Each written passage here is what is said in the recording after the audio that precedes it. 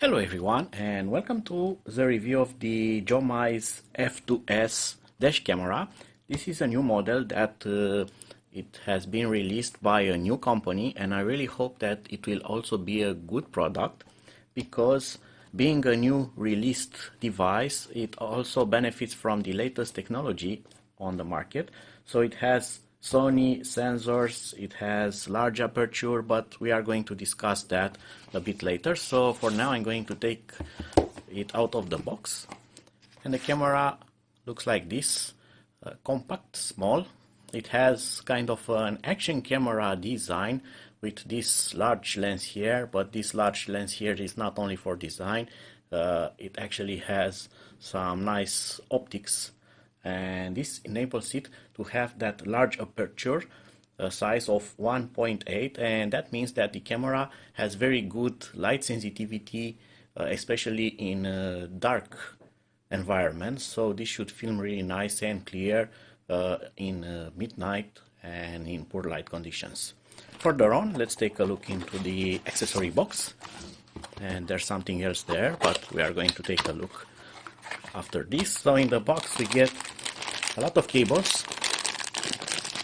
So this is the power cable or the charger, and it uses kind of a standard adapter, but has two plugs, one output for the camera with a long cable. If I remember correctly, this is 5 meters, and you also get an extra output to charge your mobile phone or another device. If you are interested about the performance here, it says, let me focus, it says 5 volts, 2.5 amps. So you get the idea of the output current. And then in the other box we have this support, which is great, and I'm going to show you why in a few moments. And the rear camera, because this is a dual lens, as they call it, camera, it's actually two camera systems in one.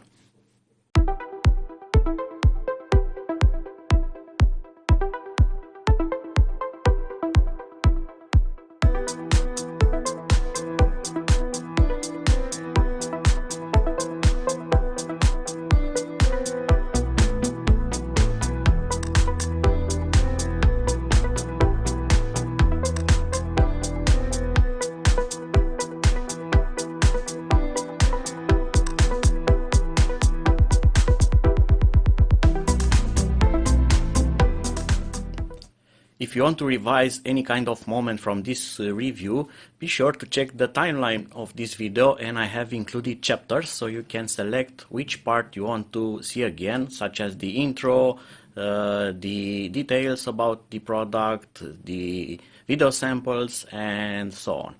Right, so now let's get back to the review. So I was telling you about this support because I'm going to start with this one, because I'm anxious to tell you about it.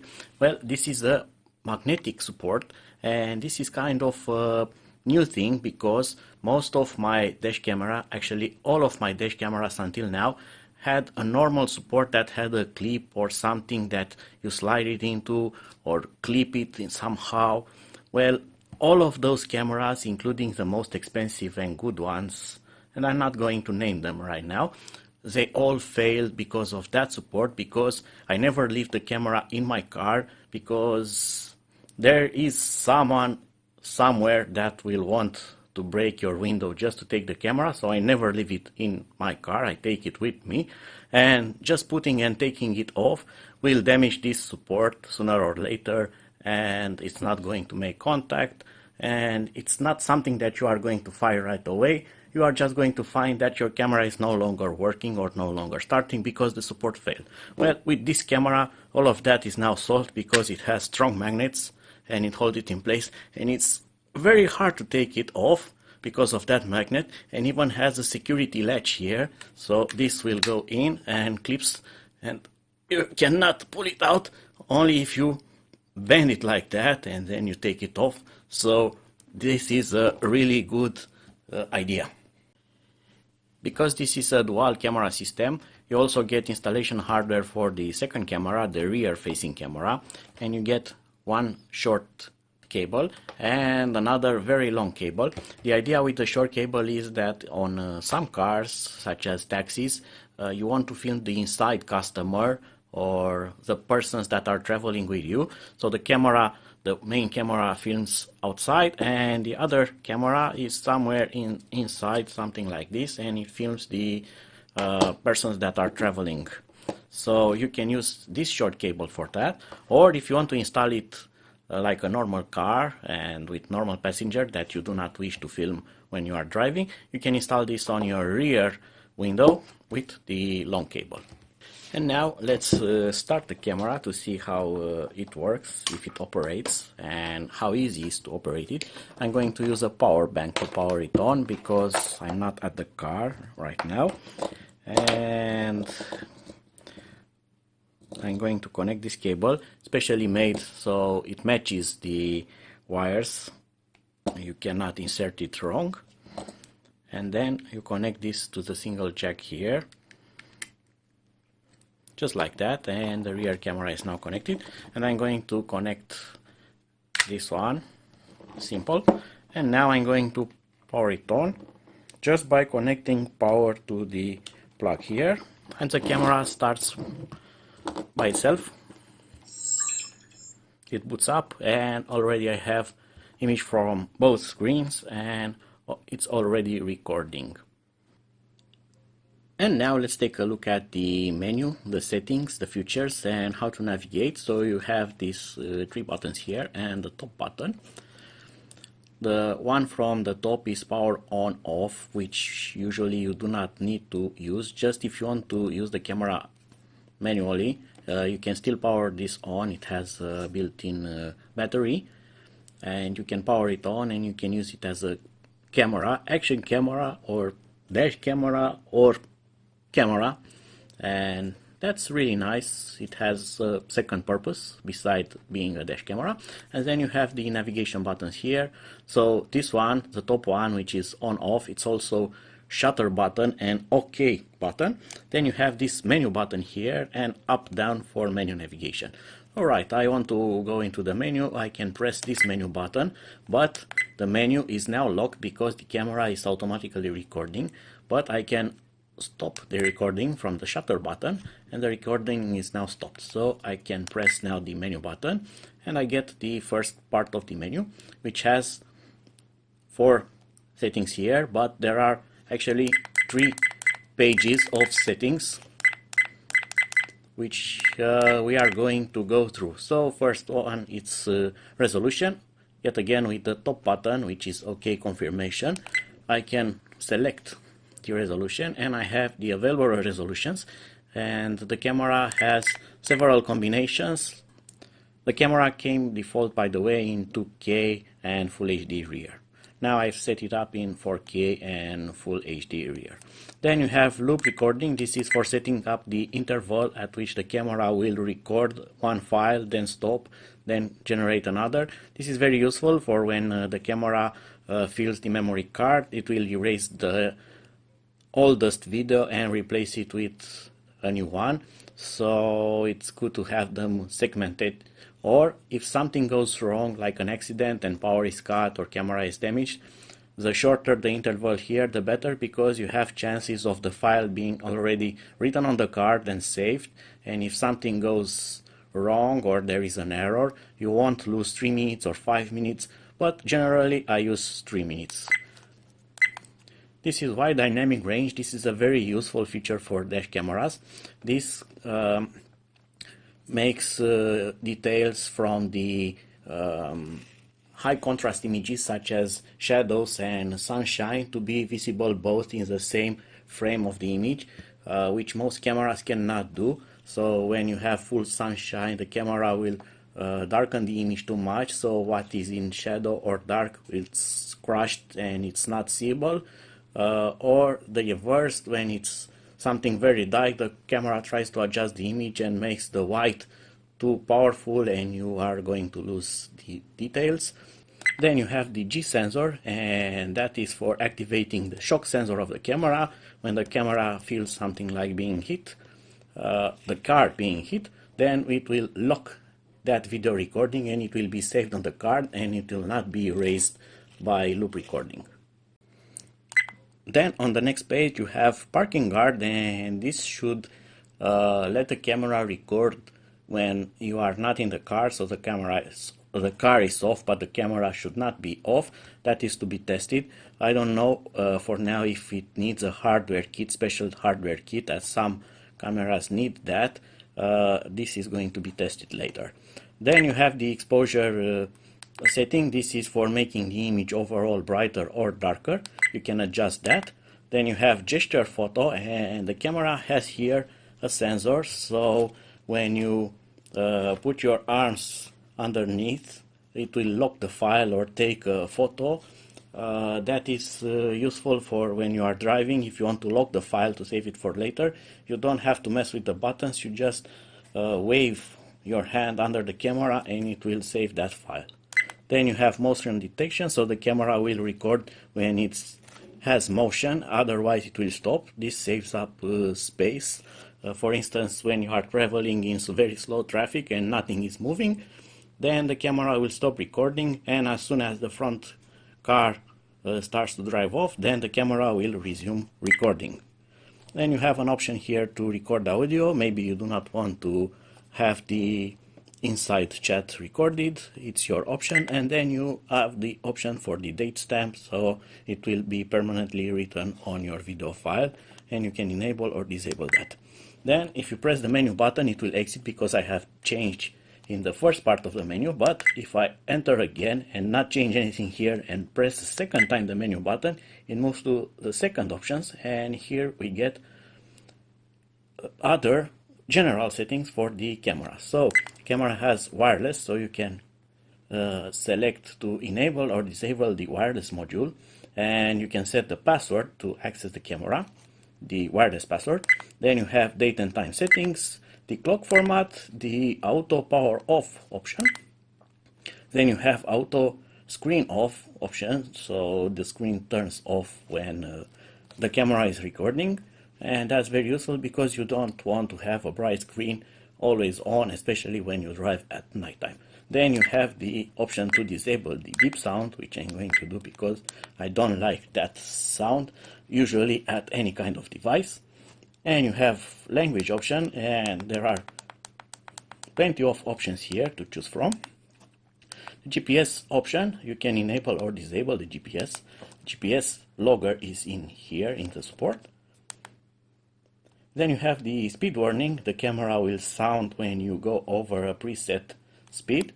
Time zone, you have speed unit, and you can change it to your used format. Frequency for anti-flicker. An option to format the SD card. You can reset the camera to default, and here is my firmware version. There are also some other quick tips, such as the down button here for the menu navigation. When the camera is in standby or recording, you can change the screens, how they are displayed. So if I press down, now I have reversed the main and the rear camera. Then I can only have front camera or rear camera image, so I can choose what I want to see on the screen. Then also with the up button, you can enable the wireless or disable it. So when I press up, it enables it, and now I have this option here, and if I want to turn it off, I can select off. But now if I turn on the wireless, I can use the app, and I'm going to show you how that works. The app is called Lucky Cam, and I'm going to open it. And to connect to the camera, you are going to change your wireless settings, and you are going to enter what is here, the SSID F2S, and you have the password underneath, so it's going to be detected in this list here, and I'm going to refresh the list, and there you go. I'm going to tap on that network and now connect it to it, and I'm going to wait, and the app has detected that the camera is now connected to my phone, and I already have the status of the camera right now, and it's going to show that it's recording, and it shows the camera status, and now I have full control, so I can stop the recording, and I can play from the app as I want. For instance, I have this photo button here, and now the camera is in photo mode, which it's interesting because for now I haven't seen an option from this menu to change it into photo mode, but nonetheless it still works, and I can take genuine photos with it. And because I have disabled the annoying beep sound, it will not take a shutter noise. And from here you get options to change the resolution, and you can go up to 12 megapixels. And I also have this setting menu where I have settings for the camera, such as resolution, and there are some information such as the firmware, wireless password, exposure compensation, and that's all.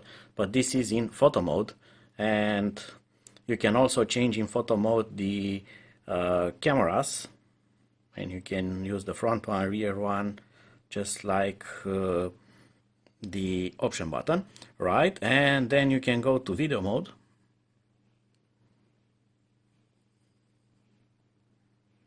and when you go to video mode, the settings here change, and you have all the camera settings such as the picture-in-picture style, G-sensor, video loop, resolution. So everything is here, almost every settings from the camera. For instance, you don't get here the automatic screensaver setting, but that's available on the camera. But most settings that are related to image and how the camera operates are here. Then of course you can also change the resolutions, and you have them detailed here, as you can see, 4K, 2K, 2K, and Full HD, and the number of frames and the second camera, resolution and frame rate. Then you get the folder option here, and this shows what is already on the camera saved, and you have an options to filter. This is all recordings. These are all the recordings from the camera, but you can filter them with videos and pictures. And you have an option to either directly open them from the camera without downloading them, and you also have an option to download them to your phone, and it opens faster, and you have them saved in your phone, and you can share them wherever you want or save them later somewhere else.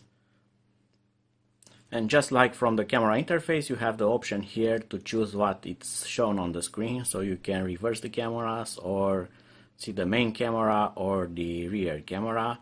And of course the app also supports landscape mode, and it goes full screen automatically, so you get a very big screen, so you can see what is happening a lot more better than on the portrait mode. And now it's time to get some samples, and I'm going to collect different types of footage, such as daytime, nighttime, poor conditions, good conditions, and I'm going to mix them, and you are going to see how the camera performs right now.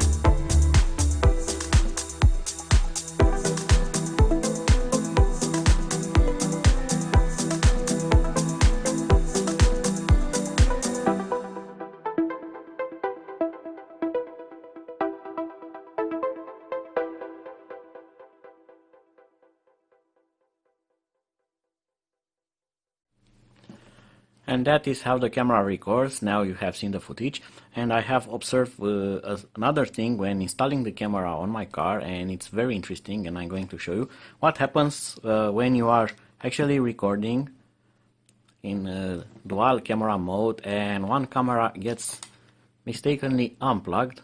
Well, the camera stops, then starts again recording, so it has a kind of protection. So if the rear camera, something bad happens with it, it ignores it, it stops that recording in dual camera mode, then resumes recording with the available camera, which is interesting. I would have expected the camera to fail or give an error or film nothing. Well, it automatically adjusts, and when I plug the camera back, surprise, it stops, then goes in dual camera mode and starts recording again. And also related to changing the camera configuration in dual or single mode, you also get different resolutions now. So 4K now can record up to 30 frames per second, and in dual mode you get 25 frames per second.